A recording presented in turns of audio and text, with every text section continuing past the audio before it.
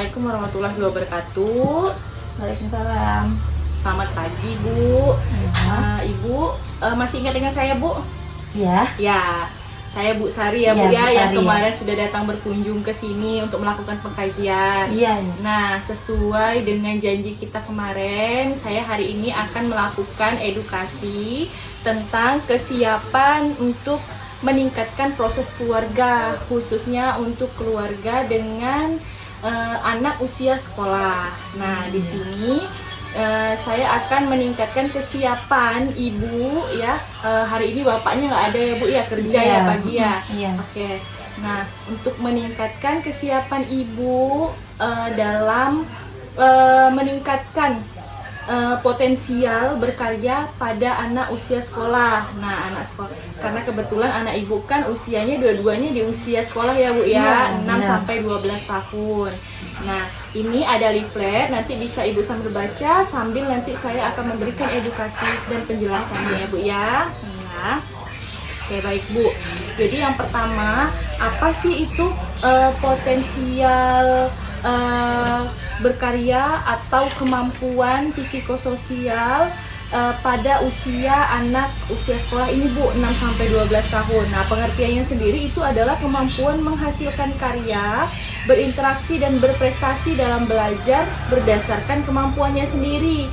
Nah, jadi dia bisa berkarya, dia bisa melakukan sesuatu itu sesuai dengan kemampuan yang dimiliki serta yang diminati oleh anak tersebut ya, Bu ya.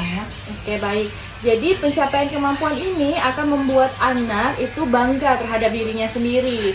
Jadi ya, Bu ya, kebanyakan kan kalau di keluarga biasanya orang tua lebih mengarahkan anak untuk sesuatu yang baik menurut orang tua. Tapi itu belum tentu baik untuk anaknya. Nah, jadi sebagai orang tua kita harus menarik minat anak kita itu apa, gitu. Kita harus menggali dulu, Bu, gitu. Minat anak kita tuh apa? Anak kita ini potensinya di mana sih, gitu ya. Apalagi di kayak di kesenian seperti itu ya, Bu ya. Jadi misalnya anaknya hobinya menggambar nih. Nah, kita gali tuh, Bu, minatnya di situ ya. Sejauh mana, setinggi apa kemampuan anak kita di dalam minatnya tadi, hobinya tadi ya, Bu ya. Oke, baik. Hambatan atau kegagalan dalam mencapai kemampuan ini menyebabkan anak merasa rendah diri sehingga pada masa dewasa anak ini dapat mengalami hambatan dalam bersosialisasi. Nah, seperti yang di sini ya. Jadi kalau misalnya anak kita itu tadi ya, kita arahkan minatnya itu sesuai kemauan orang tuanya. Nah, itu malah takutnya nanti ke depannya itu anak itu akan menjadi susah untuk bersosialisasi gitu ya, Bu ya. Nah, jadi lebih baiknya memang kita harus menarik minat anak kita itu apa. Nah, kita gali potensinya apa di situ dan kita dorong, kita berikan dukungan, support untuk anak, apalagi kok kita memfasilitasi. Nah, itu lebih baik ya, Bu ya. Jadi hubungan interaksi anak dan orang tua itu akan baik sehingga nantinya saat anak dewasa, anak akan berinteraksi dan bersosialisasi dengan orang di luar itu baik juga gitu ya, Bu ya. Iya. Oke, terus apa aja sih ciri-ciri perkembangan anak sekolah yang normal ya? Ini ada yang normal, ada yang abnormal ya. Oke, yang pertama itu mempunyai rasa bersaing dan berkompetensi atau berkompetisi ya, Bu ya. Jadi kalau anak nih merasa gini ya, misalnya ya abang nih, misalnya nih di kelasnya nih, Bang ya, abang juara berapa, Bang, di kelas? Juara 5 kali ya? Juara berapa, Bu? Pokoknya di atas. Oh, di atas itu. Nah, masuk 5 besar nggak, Bang? Enggak ya. Enggak ya. Nah, kalau misalnya nih abang nih kan belum dapat juara nih, misalnya di semester ini. Nah, nanti di semester depan tuh abang tuh melihat kan kawannya tuh dapat juara, terus dapat hadiah ya, dapat reward nih dari gurunya. Nah, abang nih ada rasa mau bersaing. Mulai rajin belajar biar dapat juara 1 kan. Nah, itu udah ada, itu berarti itu udah bagus, Bu ya. Jadi itu udah ke perkembangan yang normal. Tapi jika anak minatnya cenderung ya udahlah masa bodoh gitu ya, dan tidak disupport dengan orang tua, nah itu yang harus kita pertanyakan. Kenapa anak bisa memiliki kesiapan mental itu yang tidak normal, itu tadi berarti abnormal gitu ya Bu ya. Nah, jadi yang kedua itu adalah menyelesaikan tugas di sekolah. Nah, itu suatu bentuk motivasi terhadap diri sendiri, terus mengajarkan untuk rasa bertanggung jawab. Nah, dari sekolah itu ya, sedari dini di sekolah dapat PR dikerjakan ya Bang ya. Nah, itu bisa mengajarkan anak untuk lebih bertanggung jawab ya. Oke, selanjutnya senang berkelompok. Nah, kalau anak sering main berkelompok dengan kawan-kawannya, biasa mainnya Bang ya dengan kawan-kawannya, adik juga kan? Iya, ya sering main ya. Nah, itu bagus Bu ya. Tapi ingat, boleh main tapi harus main yang baik kan. Kalau yang tidak baik tidak boleh diikuti. Nah, kalau misalnya dia sering main Bu berkelompok dengan kawannya, nggak apa-apa, tapi sambil dipantau saja kegiatannya itu bermanfaat atau tidak, seperti itu ya Bu ya. Karena usia-usia anak sekolah ini, apalagi usia sekolah dasar kan 6-12 tahun ini memang masa-masanya anak-anak tuh mencari jati diri. Nah, jadi ada perubahan perkembangan. Nah, itu yang harus diarahkan dengan orang tua, tapi bukan berarti mengarahkan itu dengan cara memaksa. Nah, tapi untuk menggali tadi itu saya bilang potensi yang dimiliki oleh anak. Oke, selanjutnya berperan dalam kegiatan kelompok. Nah, ya kalau misalnya dalam kegiatan nih, misalnya ini di sekolah ya Bang ya, kan ada kerja kelompok tuh Bang, kan? Nah, nanti kalau misalnya kerja kelompok, nanti ditanya siapa yang mau jadi ketua kelompok? Tunjuk tangan, ya? Langsung tunjuk tangan, abang mau jadi ketua kelompok gitu ya. Adik juga ya. Jadi itu baik karena sedari dini anak sudah belajar untuk menjadi instruktur ya, instruktur di dalam kelompok ya. Jadi nanti abang tuh bisa belajar tuh gimana cara bertanggung jawab gitu kan, gimana caranya mengatur teman-temannya, walaupun ya kan masih dalam tahap belajar ya, beda kan dengan kalau kita ya Bu ya. Kalau kita sih udah biasa gitu bersosialisasi gitu kan bukan. Nah, kalau anak-anak kan masih tahap-tahap belajar lah, walaupun ada gontok-gontokan klai-klai gitu itu udah biasa ya. Oke. Terus mempunyai sahabat karib. Abang dengan adik ada enggak sahabat di kelasnya? Ada. Siapa namanya Bang? Putra. Adik? Hah? Adik tak ada sahabatnya. Kawan dekatnya siapa? Kawan dekat. Riki lah ya. Riki Tian. Iya. Dia adik malu ya. Oke, nah itu bagus tuh ya. Kita tuh berteman harus ada sahabat karib. Sahabat karib tuh kan teman kita tuh yang paling dekat ya. Jadi kalau mau cerita biasanya dengan kawan, tapi kita bertemannya harus yang positif, harus yang baik. Tadi Ibu bilang nggak boleh berteman nakal, klai-klai gitu, nggak boleh ya. Oke. Selanjutnya rajin sekolah. Nah, ada yang sering bolos nggak nih? Nggak pernah bolos. Ayo, siapa yang sering malas ke sekolah? Nah, harus rajin ke sekolah, harus rajin belajar ya. Jadi antara sekolah dengan bermain itu harus seimbang ya. Oke. Nah, terus nih, tadi kita udah bahas nih yang normalnya nih. Nah, sekarang kita bahas yang menyimpang atau yang negatifnya, yang abnormal yang tadi ya saya bilang tadi. Nah, yang pertama itu tidak mau mengerjakan pekerjaan tugas di sekolah. Nah, PR. Bukan PR di sekolah. Pekerjaan di sekolah maupun di rumah sama ya. Oke. Nah, kalau itu berarti itu sudah mengarah ke yang tidak baik. Nah, itu bukan jadi anak yang baik berarti ya, abang, adik ya. Nah, ibunya juga bisa mengenal nih anaknya udah ke arah mana nih. Nah, mulai lagi diarahkan lagi ya nanti ya. Terus yang kedua, membangkang orang tua untuk mengerjakan tugas. Nah, siapa yang suka ngelawan mama sama papanya? Nah kan, harus masing-masing ada. Nah, harus didengar omongan orang tuanya, karena kalau orang tua ngomong itu pasti ada kebaikan untuk abang sama adik ya. Oke, selanjutnya tidak ada kemauan untuk bersaing dan kesannya malas. Nah, siapa yang malas-malasan nih? Nah, Siapa yang jadi malas-malasan? kalau nggak dapat peringkat nih, nggak dapat rankingnya semester ini gitu ya, kenaikan kelas ini, nanti di semester depan harus rajin lagi belajarnya. Nah, harus rajin belajar biar dapat ranking, harus bersaing ya. Nah, kalau tidak bersaing, tidak ada rasa kemauan ingin belajar atau kemauan bersaing, berkompetisi, nah itu berarti anak yang tidak baik. Nah, sudah menyimpang gitu ya.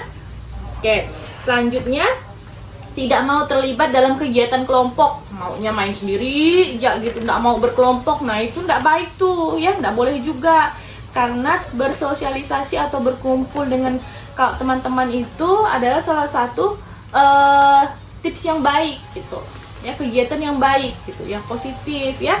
Terus memisahkan diri dari teman sepermainan di sekolah, jadi nggak ada kawannya. Nah, itu nggak bagus juga ya. Dengan kawan juga harus baik, biar kawan baik juga dengan kita. Oke. Terus, nah ini untuk orang tuanya, bagaimana cara orang tua membantu menstimulasi atau merangsang ya Bu ya, bahasa kita merangsang perkembangan anak usia sekolah. Yang pertama, ibu harus mendiskusikan nih dengan anak, dengan suami ya Bu ya, diskusikan kemampuan atau kelebihan dari anak tadi yang saya bilang, minat anak ya, kelebihan anak ini apa, kekurangan anak ibu ini di mana. Contoh misalnya contoh kecil gitu ya, di sekolah misalnya, oh anak saya nih lebih pintarnya di hitung-hitungan nih gitu, dia lemahnya di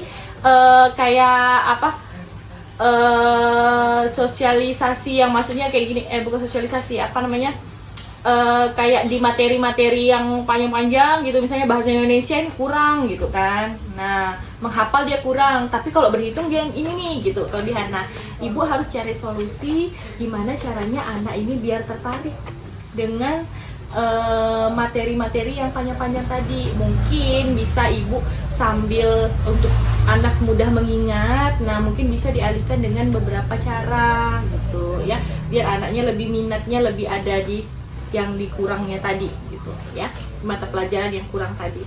Terus yang kedua, beri tugas anak sesuai dengan kemampuan anak.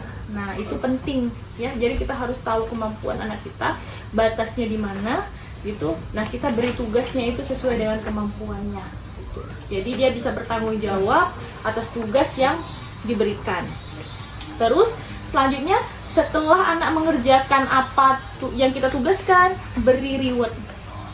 Nah, beri dia pujian atas keberhasilannya. Jadi anak tuh ada rasa bangga pada dirinya sendiri, Bu. Gitu ya. Oke, terus fasilitasi dalam kegiatan kelompok. Nah, kalau anaknya kira-kira kurang dalam kegiatan kelompok, nah mungkin ibu bisa nih lebih mendorong anak lagi gitu. Misalnya ibunya pergi nih arisan, kan pasti ada ya Bu ya, arisan RT gitu, atau kumpul-kumpul gitu dengan teman-temannya, kan ada anak-anak yang usianya itu. Nah, itu boleh Bu, itu boleh distimulasi biar anak tuh berkelompok. Jadi dibiarin dia bersosialisasi gitu dengan seumurnya gitu ya. Nah, terus diajak bermain. Nah, jangan lupa luangkan waktu dalam satu hari itu misalnya 1 jam untuk bermain dengan anak. Jadi biar anak itu terbiasa di dalam bermain itu biasanya dia bisa cerita sama orang tuanya. Nah, nanti orang tuanya tahu tuh apa nih kegiatan hari ini gitu kan, ditanya anaknya gitu sambil bermain tadi. Nah, jadi dia nanti terbiasa untuk menceritakan apa yang terjadi pada dia, dan ibunya juga akan lebih mudah untuk mengenali kelebihan dan kekurangan anak itu, terus minat yang diminati anaknya ya. Nah, terus kegiatan keagamaan libatkan dalam kegiatan sehari-hari. Nah, mungkin bisa nih diajarin hafalan-hafalan kan, selain di sekolah juga di rumah juga kita harus menstimulasi itu buat dari ibu ya, merangsang biar anak tuh bisa rajin untuk menghafal, terutama doa-doa sholat seperti itu ya, doa-doa pendek itu boleh ya. Oke, terus memasak Bu. Nah, anak boleh juga, walaupun laki-laki harus bisa juga masak kan, masak air ya Bang ya, masak Indomie kan ya Bang, bisa ya Bang ya. Nah, nanti bisa didampingi Bu kalau misalnya anak-anak memasak, karena usia segini kan masih butuh arahan gitu ya. Terus membuat kue, buat kue sama-sama boleh, nggak apa-apa. Nggak apa-apa, mama buat kue, abang lihat, abang bantu makan ya bang. Oke. Terus, nah kalau mencuci kendaraan, nah mamanya dibantu cuci motor ya. Nah itu bagus, itu kan kegiatan ya, biar ada aktivitas sehari-hari. Kan capek tuh di sekolah tuh belajar. Nah di rumah bisa tuh refreshingnya, nggak usah jalan-jalan, cuci motor aja ya. Oke. Selanjutnya merapikan tempat tidur. Nah, ayo bangun tidur, dirapikan nggak tempat tidurnya? Kadang-kadang. Nah, kadang-kadang. Nah, nanti di tugas tuh boleh tuh dibuat jadwal tuh, Ma ya. Nanti dibuat jadwal, hari ini giliran abang yang ngemas tempat tidur, besok adek nanti giliran. Ya, dia itu kan kayak merapikan tempat tidur itu kan adalah kegiatan yang dasar ya Bu ya, dan tidak berat gitu. Anak-anak juga bisa sebenarnya. Nah dari situ kita bisa melatih kemampuan anak ya, agar anak itu mempunyai tanggung jawab terhadap perannya. Nah gitu ya. Jadi nanti kalau sudah besar, udah nggak tinggal sama mama, nanti entah sekolahnya di luar kan, atau di pesantren, nah bisa ngemasin tempat tidur sendiri, ya kan? Bener nggak? Ini ngapa melo ya? Oke, nah mungkin itu ya Bu ya, tadi yang udah saya jelaskan, ada pengertian dari kesiapan keluarga dalam menerima perubahan pada anak usia sekolah ya. Terus ada juga apa sih ciri-ciri perkembangan anak yang normal, terus penyimpangan pada anak gitu ya. Nah mungkin ada yang mau dipertanyakan, nah boleh tuh ya Bu ya, mungkin ada yang mau ditanyakan, mungkin dari penjelasan saya tadi terlalu cepat mungkin ya Bu ya. Nah boleh Enggak kalau sih, mau tanya. udah jelas sih dari yang Ibu jelasin, semua Oke. sudah detail juga, sudah paham. Sudah paham ya Bu Iya. ya. Nah kalau gitu nanti kalau Ibu nggak bertanya, saya mau bertanya ya. Saya evaluasi sedikit tentang apa yang saya jelaskan tadi ya Bu ya. Jadi apa yang bisa dilakukan orang tua untuk supaya anak tuh terstimulasi atau terangsang dalam tahap perkembangan anak usia sekolah Bu? Apa aja Bu? Tadi ada beberapa tuh Bu, ada beberapa poin. Iya, mungkin ya kayak kita diskusi tadi, poin besarnya ada diskusi, terus mengerjakan tugas atau apa bersama-sama, Ya, oke. sambil mencari kemana perkembangannya, Ya, terus minatnya. juga minatnya, sama reward, Iya. pujiannya, Oke. paling nggak pujian. Oke, nah itu Bu ya. Jadi intinya tuh cuman itu tadi 3 ya yang kita harus ingat. Yang pertama kita harus cari dulu gitu kelebihan kekurangan anak kita ini di mana. Terus berikan dia tugas sesuai dengan kemampuannya. Oke. Setelah dia menyelesaikan tugasnya, kita beri reward. Rewardnya tidak perlu misalnya dalam berupa hadiah gitu kan. Cukup kita bilang, abang bagus nih ngerjainnya, nah abang nih pintar nih gitu. Atau ibu dengan berterima kasih aja dengan anak itu udah termasuk reward gitu untuk anak gitu. Karena di tahap perkembangan, apalagi kalau misalnya kayak kita memberikan pujian itu kan lebih ke psikososial anak gitu ya. Nah psikososial anak itu perkembangannya akan jadi baik Bu, karena membiasakan berterima kasih. Jadi setiap dia habis mengerjakan sesuatu sesuai dan maksudnya selesai dengan baik, kita ucapkan terima kasih. Jadi dia merasa dihargai. Nah, seperti itu. Oke ya Bu ya. Nah, mungkin saya rasa penjelasannya tadi kita juga udah sharing-sharing, maksudnya saya juga udah memberikan ilmu dengan Ibu ya, beberapa ilmu yang saya tahu gitu ya Bu ya. Bukan berarti saya berdiri di sini saya memberikan ilmu saya lebih tinggi ilmunya dari Ibu, enggak ya. Jadi kita di sini sama-sama belajar ya Bu ya. Jadi semoga ilmu yang saya berikan ke Ibu ini bisa Ibu teruskan ke ibu-ibu yang lain gitu kan, dan bermanfaat untuk Ibu sekeluarga. Bisa diterapkan di keluarga Ibu, apalagi di usia anak-anak sekolah seperti ini ya Bu ya, sangat rentan sekali apalagi di dalam pergaulan. Nah itu akan mempengaruhi tahap perkembangan anak gitu ya Bu ya. Semoga ilmu yang saya berikan selalu bermanfaat, bisa bermanfaat juga untuk orang banyak nanti ya Bu ya. Oke, baik Bu, kalau begitu terima kasih atas waktunya. Akhir kata wabillahi taufiq wal hidayah. Wassalamualaikum warahmatullahi wabarakatuh. Terima kasih banyak ya Bu ya. Sama-sama, Ya, Bu. terima kasih banyak Salim dulu. Adek. Ya Salim Allah. Terima kasih Bu. Iya, sama-sama Bu. Bisa dibaca-baca ya Bu Iya, ya Bu. ceritanya Baik, Bu. ya.